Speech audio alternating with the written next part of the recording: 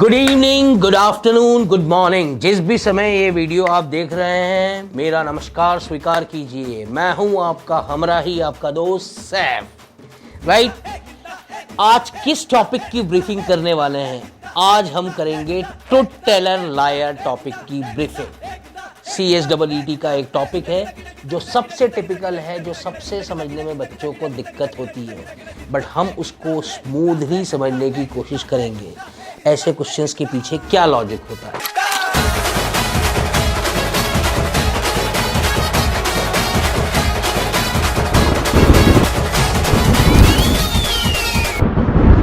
Truth Taylor lawyer type के question में क्या होता है, आप कुछ बंदों से बात करते हैं या मिलते हैं, उनमें से कुछ बंदे जो होते हैं जो हमेशा सच बोलते हैं, कुछ बंदे होते हैं जो हमेशा झूठ बोलते हैं, कुछ बंदे होते हैं जो कभी खुशी कभी गम, मतलब कभी सच कभी झूठ बोलते हैं।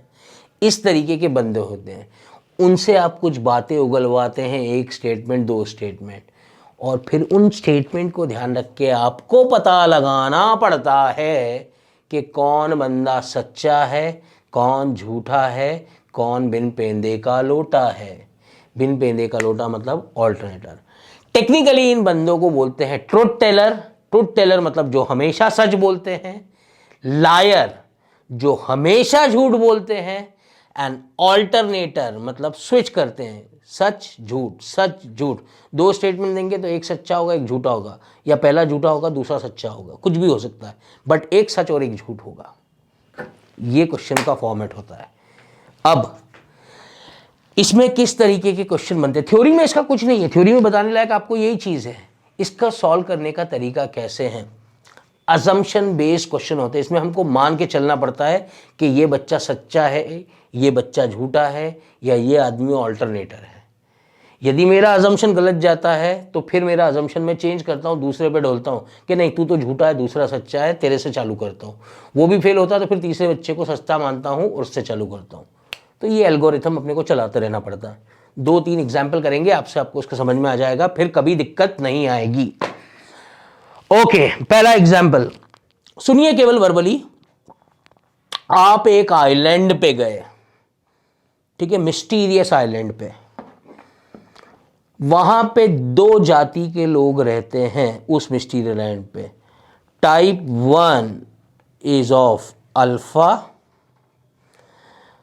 हु ऑलवेज स्पीक ट्रुथ, जो कि हमेशा सच बोलते हैं। अल्फा प्रजाति के लोग हमेशा सच बोलते हैं।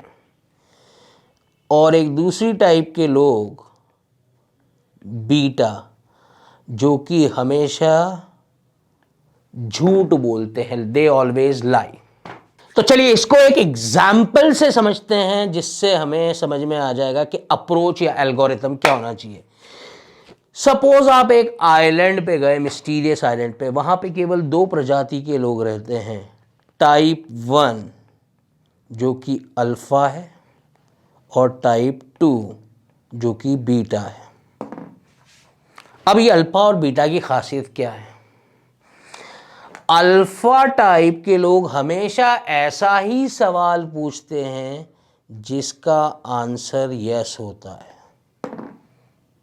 और कुछ सवाल पूछेंगे ही नहीं, हमेशा ऐसा ही सवाल पूछेंगे जिसका आंसर यस होगा। और बीटा टाइप के लोग हमेशा ऐसा सवाल पूछते हैं जिसका आंसर हमेशा नो ही होता है। समझ में आया? अल्फा वाला हमेशा ऐसा सवाल पूछेगा जिसका आंसर यस होगा, बीटा वाला ऐसा सवाल पूछेगा जिसका आंसर नो होगा। अब आपकी बोट आ गई किनारे पे, आइलैंड पे आप उतरे, सामने से एक बंदा आया, आप सवाल पूछे उससे पहले उस बंदे ने ही आपसे सवाल पूछ लिया। क्या सवाल पूछ लिया आते से ही? Am I of type alpha, क्या मैं अल्फा टाइप का हूं? उसने ये सवाल पूछा। तो उस बंदे ने सवाल पूछा am I of type alpha, क्या मैं अल्फा टाइप का हूं? सो आपको पता लगाना है वो बंदा किस टाइप का है, अल्फा या बीटा। इसके 4 ऑप्शन कैसे होंगे? What type of the man is, पहला ऑप्शन अल्फा, दूसरा बीटा, तीसरा ईदर अल्फा और बीटा, चौथा नन ऑफ दीज।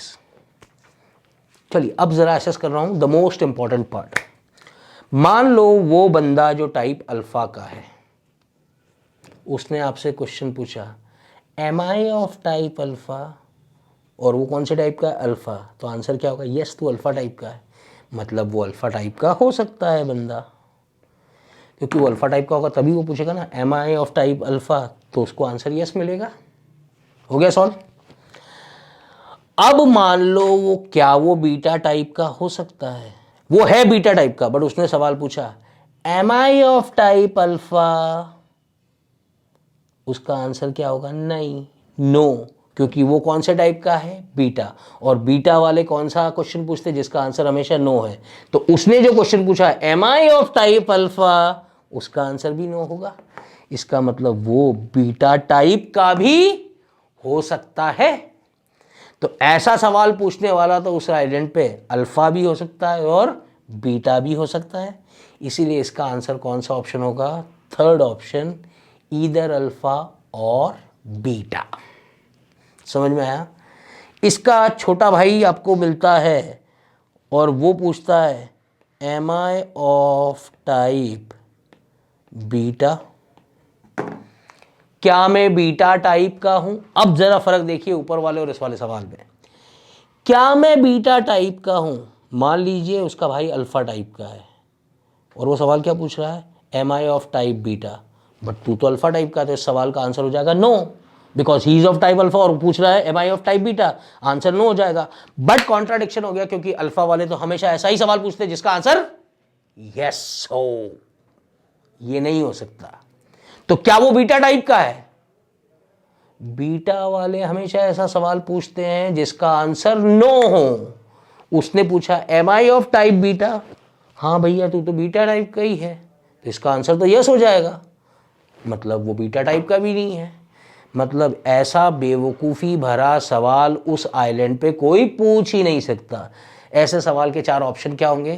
पहला अल्फा, दूसरा बीटा, तीसरा ईदर अल्फा और बीटा, चौथा such a question can never be asked. तो आंसर क्या होगा? Such a question can never be asked. तो ये एक टिपिकल एग्जांपल से मैंने शुरुआत की ताकि आपका कंसंट्रेशन 100% हो जाए। अब मैं इससे रिलेटिवली इजी एग्जांपल से आपको समझाता हूं कि ट्रूथ टेलर लायर वहां एक्चुअली क्या होता है।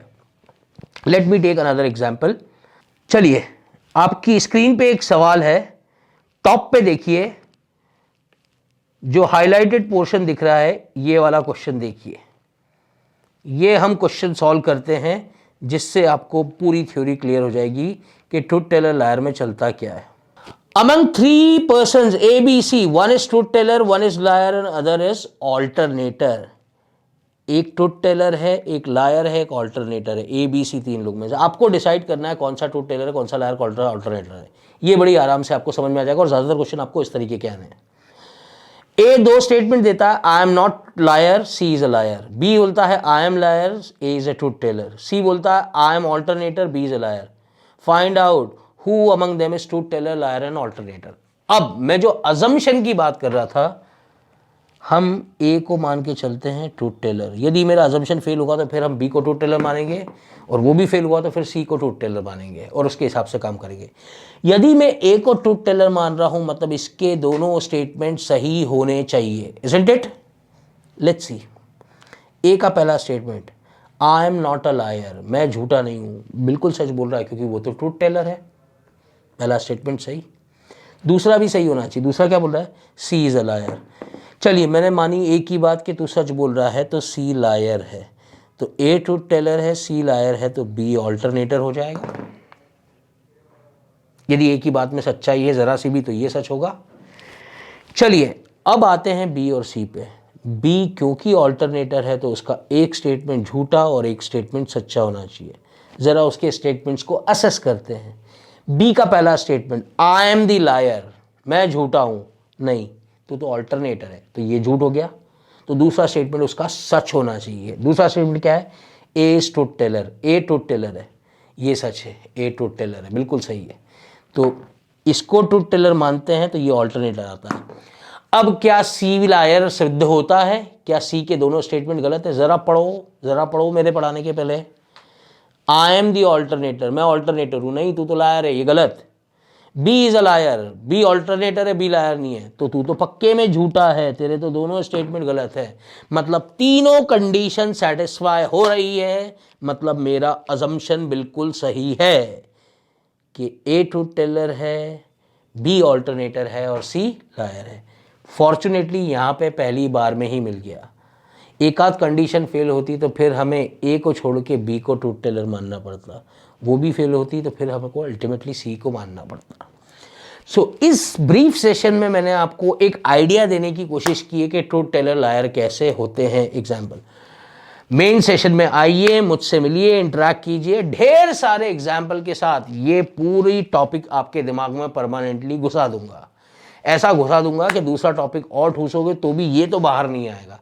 कई बार बच्चों के साथ होता है, नई चीज़ सीखते हैं, पुरानी भूल जाते हैं, बट ये नहीं होगा। हम इतने सारे ढेरों वैरायटी के एग्जाम्पल सॉल्व करेंगे। मीनवाइल यदि इससे आपको हेल्प मिली है तो प्लीज़, इस सेशन से आपको हेल्प मिली है तो प्लीज़ इसको अच्छे से प्रैक्टिस कीजिए और नए नए question if you find out internet या और किसी सोर्स से निकाले, प्रैक्टिस करने की कोशिश कीजिए। और फिर भी तकलीफ तो मैं हूं ना, आपका साथी सैफ। चलिए अगले सेशन में मिलूंगा जहाँ पे वापस से एक टॉपिक हम चुटकियों में सीखने की कोशिश करेंगे। अगले टॉपिक में फिर आपसे मुलाकात होगी। तब तक बाय बाय, शब्बा खैर, नमस्कार और चाओ।